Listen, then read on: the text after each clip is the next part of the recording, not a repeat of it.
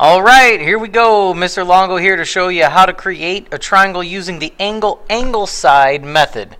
Now before we get going, I just want to let you know that this one is going to be one of the trickier ones to create because we need to think outside the triangle. You see what I mean in a minute.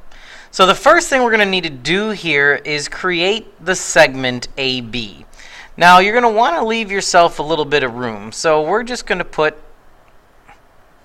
vertex A right here. And now we're going to go copy our segment AB. So you're going to need to adjust your compass so it's the width of AB, or the same length of AB. And what you need to do is you need to put a little swoop starting at A. And then B is going to be somewhere on that swoop, or our arc. Now what we need to do here is take our straight edge, and we're going to put our segment AB, but you're going to want to lightly extend the line past A. Now, past A is not going to be part of the triangle to the left. Okay, but here is our segment AB that we have created. Now, the first thing you're going to need to do is create angle A, because angle A is on this segment. Okay, so to copy an angle, you need to go back and remember that when you copy an angle, the first thing you need to do is adjust your compass so it fits on the angle, and you put the compass point on A, and you just create a swoop.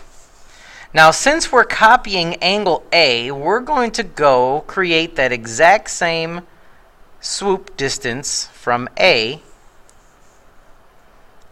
of our segment that we are creating.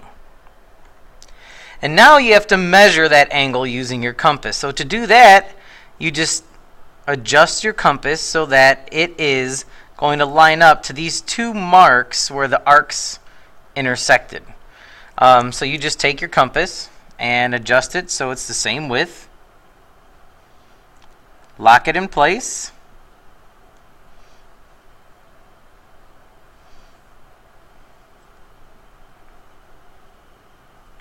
And then go copy it over here. So to do that, you just put your little arc. Okay? And that's going to give you one of your angles. Now see, we don't know how far that's going to extend. But we just copied angle A, so now we have one of our angles. So notice how I just went far enough because I don't really know where it's going to be. Now the tricky part is angle C. We don't know where C should go. Should C go all the way up here? Should it be down here, way down here? We don't know where C has to go. So what we need to do is use something else that we know about 180 degrees. Not only triangles add up to 180 degrees, but so do straight lines. And that's why I said for this, we're going to have to think outside the triangle. So we need to copy angle C. But what we're going to do is we're going to copy it on the outside of this triangle for a very specific reason. So the first thing you have to do again is copy an angle by taking your compass and swooping your arc at angle C. And then we're going to do that exact same thing from angle A.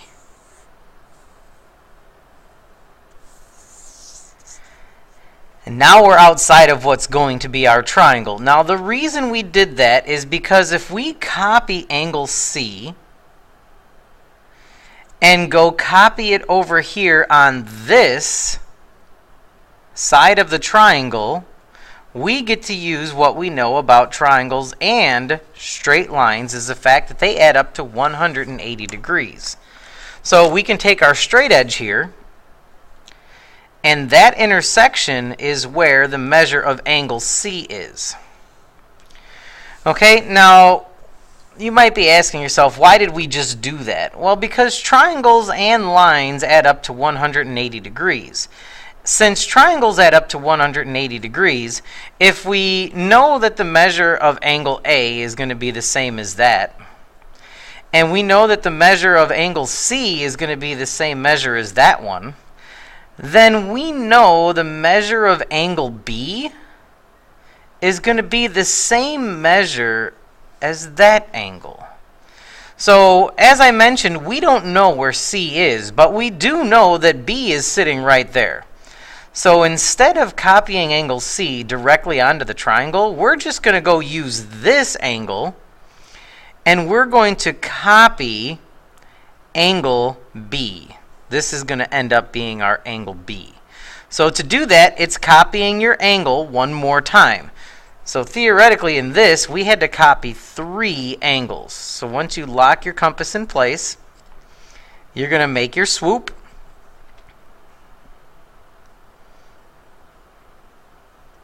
And then go make that exact same swoop at B. And then you're going to copy that angle again with the same angle measure. Set that over here. Make that arc. And now you know that this point is going to recreate angle B. So then you just have to line up B and draw a line, and where those two intersect is where angle C is. Okay, so as I mentioned, that one is a little tricky because you have to think outside of the triangle. You need to use what we know about 180 degrees for lines and triangles. And that's another way you can prove that triangles will always add up to 180 degrees, because we can create it using a straight line. And one last thing, if you wanted to, you could actually go measure if you wanted to measure to make sure that those were going to line up to be the same if you wanted to draw another arc. However, we know mathematically it's going to work. So that's it for this one. Again, this is a tricky one to do. You just have to remember, when you're using angle side, you can't just choose where C needs to be. You have to know where it needs to be mathematically. So you have to recreate angle C over here to the left of the triangle. Okay? That's it for this one. This is Longo, and I'm out. See you. Bye.